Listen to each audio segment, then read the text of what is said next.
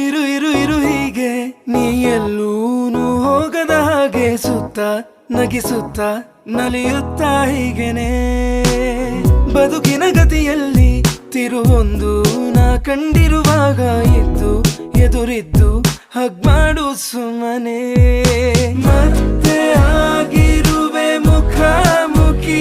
ಇದರರ್ಥ ಋಣವಿನ್ನು ಬಾಕಿ ಇನ್ಮುಂದೆ ಹಿಂದಿನ ದಿನಚರಿ ಇನ್ನೆಲ್ಲ ಖಂಡಿತ ಹೇಳು